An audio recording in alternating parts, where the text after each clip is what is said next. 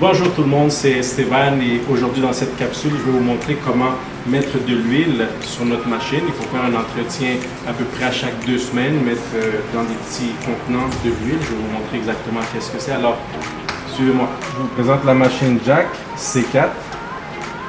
Une petite salutation avant de commencer. Hola, bienvenido a usar la máquina de costura Jack. Le deseamos un feliz trabajo. Et cette fois-ci, c'est en espagnol. Elle fait à peu près 11 langues.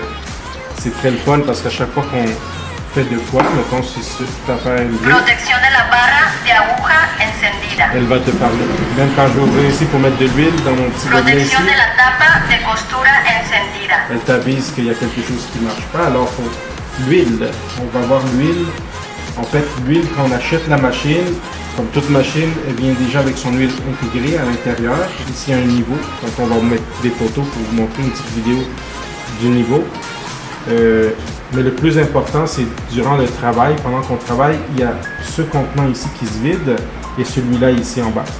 En fait, c'est très simple. Avec une gourde, on va venir ouvrir ce capuchon et tout simplement, on va le remplir jusqu'à la ligne. Voilà. Si on le remplit plus, ça va se verser, alors ça ne sert à rien. Juste être sûr qu'on remet bien notre bouchon. Voilà. Comme ça. Ensuite, nous avons le deuxième. Là, il est rempli. On va le remplir un petit peu plus. Juste rentrer la pointe de notre gourde et le remplir. N'ayez pas peur d'en mettre jusqu'en haut. La même chose ici. Et c'est à peu près à chaque 15 jours. Des fois, on va voir que c'est vide, mais de toute façon, c'est ici la petite éponge qui nous dit si c'est lubrifié. Si vous voyez qu'on touche comme ça, puis c'est mouillé, c'est parce que c'est encore bon. C'est à peu près à chaque 2 semaines qu'on la remplit. Juste refermer ici notre cap, notre table. Et voilà, le niveau de la machine. À l'intérieur, on a un petit miroir. Comme on vous expliquait, ici, on a le tank à huile. Je ne sais pas si vous voyez, à l'intérieur on a 2 barres, une rouge en haut, une rouge en bas. Alors l'important c'est qu'on puisse avoir notre huile qui ne se trouve ni au-dessus ni en dessous. C'est trop, c'est comme pas assez.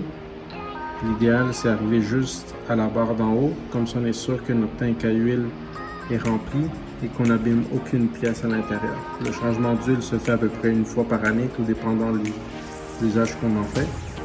Mais ici à l'atelier, on fait un changement d'huile 1 fois par année. Donc, on a rempli notre tank à huile ici. Et notre tank à huile sur l'intérieur. Là, on est sûr qu'on peut travailler et qu'on ne va pas abîmer aucune pièce vu qu'on est bien lubrifié. Alors merci pour nous avoir écoutés et s'il vous plaît, continuez à nous suivre, partagez si c'est intéressant à d'autres personnes, ceux qui sont passionnés de la couture. Merci beaucoup.